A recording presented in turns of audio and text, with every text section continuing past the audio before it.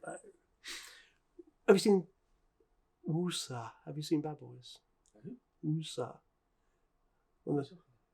Bad Boys. Bad Boys? Will Smith? No. When they get stressed out, the little one. He tells them to do this and go, Woosa, because now I'm frustrating myself because I can't do the outro. Right, I've got it. Carry on. Woosa. Woosa.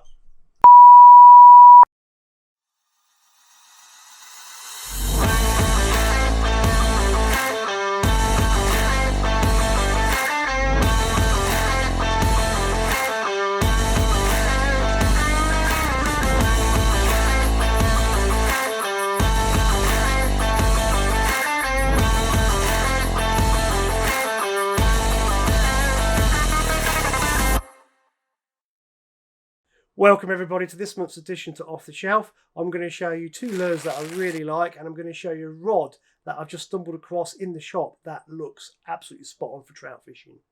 First lure I've chosen is one that I've used quite a lot this season, and actually I'm going to show you two different sizes and two variations and give you a little tackle tip of how you can use one of them. That's a bit of a secret, but I'm going to let on. So the first one is the Rattling Hornet, the diving Rattling Hornet. I use quite a few of these in different sizes. Really good for perch fishing. Had a lot of success on these early seasons, so a really good crankbait. And the second one that I like using is this Floating Hornet 3. So that's really small, and the floating bit's really important, and the fact that it's only got one treble on is also really, really important. And the reason I use these, I actually use it on a paternoster.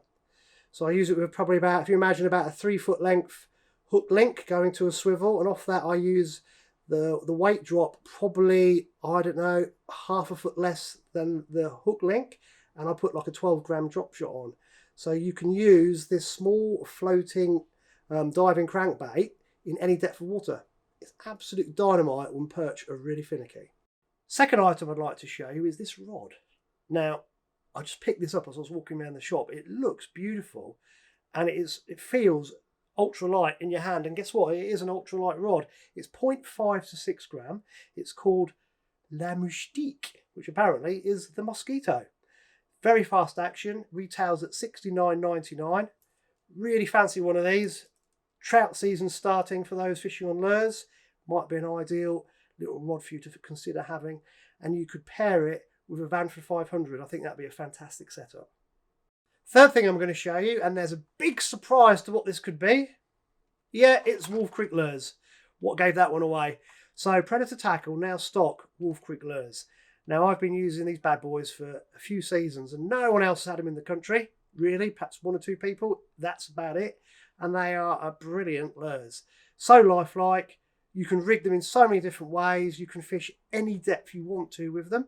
And I'm going to show you in a second of how to rig them. But first, you need to go onto the Predator Tackle website to see the range of baits that they have. They don't have the whole colour range in at the minute because that would be huge, but they have a wide selection in the 25 and the 20 centimetre shads. Rigging. So I'm going to use this purple one, which is technically called a glitter whitefish. One of the things I like about Wolf Creek, recyclable, and this is what lure companies need to start getting into. Need to start recyclable packaging, because plastic, as we all know, is no good. So how do you rig these lures?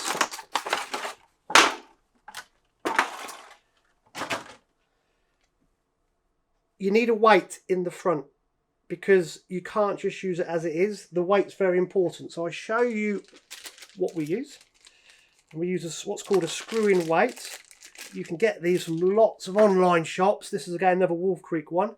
So some of you might be thinking, wow, that's a long screw. That screws into the nose of the plastic. The reason I like these ones are they're really long, which means your bait stays on. Sometimes if you use the really short ones, you've got your expensive bait, you've caught a pike, it's thrashed around in the side of the margins and it's thrown your plastic into the river or lake and you can't get it back. So I use a long screw-in head. Next thing you need to do is attach, and here's one I made earlier, attach a stinger rig. Now you can buy this one made up already. It's just a line of swivels. It's called a stinger rig. This is from Gator. And what you do is you attach the stinger pins to it with a high quality split ring, and high quality hooks, and you attach it to the screw inlet at the top with another high quality split ring. So that's the way you attach the stinger. And then what you do is put the stinger pin in, which holds it flush to the bottom of the bait. Put the top hook into the bait. Put the second stinger into the bait, like so, and then the bottom hook in, and it stays in like that, and that will stay in until you catch a fish. When you catch a fish, and this is the beautiful bit about rigging like this, you catch a fish, the whole thing pulls off, which is really important, stays in the pike's mouth, the heavy plastic lure's separate. If it stays attached, the pike, when it shakes his head, will use the weight of the bait as leverage, and it will lever the hooks out of its mouth, and it will spit the whole thing out. When it separates off, it can't use the weight as a fulcrum, therefore your pike stays on, and that's why this type of rigging is far superior to any rigging that's internal in the bait. Plus also you can change the weights of your screw-in weights at the top. That's it from me at Predator Tackle today. Hopefully you've learnt one or two little tips on how to do certain rigging techniques.